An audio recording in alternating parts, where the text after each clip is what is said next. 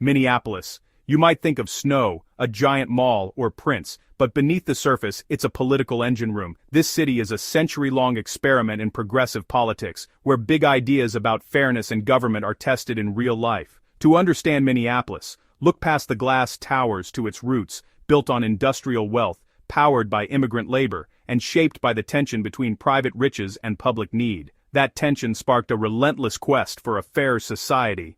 From radical populism to the protests of 2020, Minneapolis has been a national symbol for progressive ideals, sometimes inspiring, sometimes messy. Here, questions about justice, power, and community aren't just debated, they're lived. Forget Minnesota Nice. We're diving into the city's radical roots, its belief in government for good, and its ongoing fight with inequality. This is the story of how a city of mills became a city of movements, a place where the struggle for a more perfect union is a daily reality. Welcome to Minneapolis. Early 1900s, Minneapolis is booming. Flour mills, big profits, and a handful of millionaires. But most people, immigrant workers and struggling farmers, faced harsh conditions and little power. Out of this frustration, populism was born. Workers unionized, farmers formed cooperatives, and together they challenged corporate power. Their alliance created the Farmer Labor Party, a coalition demanding government serve the many, not the wealthy few. The party's platform was radical: public ownership of key industries, a strong social safety net, and robust labor protections. They saw society as a cooperative, not a competition. This wasn't fringe politics. The Farmer Labor Party won real power, electing governors, senators, and mayors. Minneapolis became a stronghold of pro-labor, anti-corporate sentiment.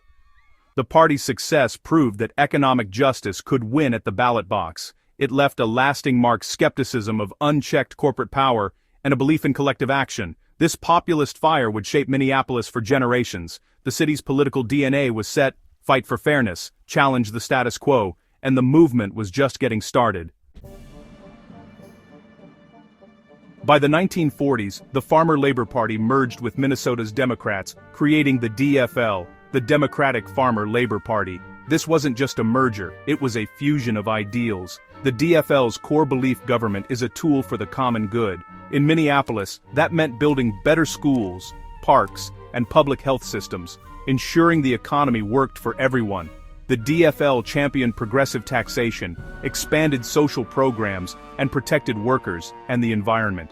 The city became known for high-quality public services and a strong social safety net. Leaders like Hubert H. Humphrey embodied this tradition, arguing that government's moral test is how it treats the vulnerable.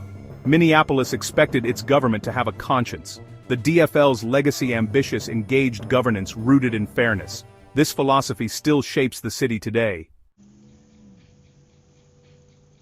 With the DFL in charge, Minneapolis set out to prove government could work for everyone. Reformers targeted corruption, professionalized city services, and built public trust. The city became a civil rights leader, passing fair housing laws and challenging segregation before it was federally required. Minneapolis empowered residents through neighborhood organizations, giving citizens real influence over local decisions. This participatory democracy made civic engagement an expectation, not just a right. The city's vision success shouldn't depend on wealth, connections, or race. Minneapolis used its power to actively pursue justice and equality for all. May 2020. The murder of George Floyd by a Minneapolis police officer shattered the city's progressive image. For many, this was the result of decades of tension and mistrust between police and black communities. Massive protests erupted, demanding not just reform, but a complete reimagining of public safety. Defund the police became a rallying cry, calling for investment in community-based solutions over traditional policing. Minneapolis became a national epicenter for debates on justice, reform, and abolition. A controversial ballot measure to replace the police department failed, but the debate changed the city forever. The events exposed the gap between Minneapolis's ideals and the reality for many residents of color.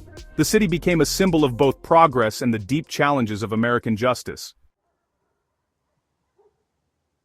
Today, Minneapolis is still a laboratory for progressive policy. The city leads on climate action, pushing for 100% renewable energy, better transit, and energy-efficient buildings. Environmentalism here is about collective responsibility for future generations. Minneapolis also tackles equity, eliminating single-family zoning to increase affordable housing and fight segregation. The city uses ranked choice voting, aiming for more representative and civil elections. Minneapolis constantly experiments with democracy, always questioning how to serve its people better. Its history is a testament to confronting contradictions and redefining progressivism. Minneapolis remains a living experiment in building a more just society.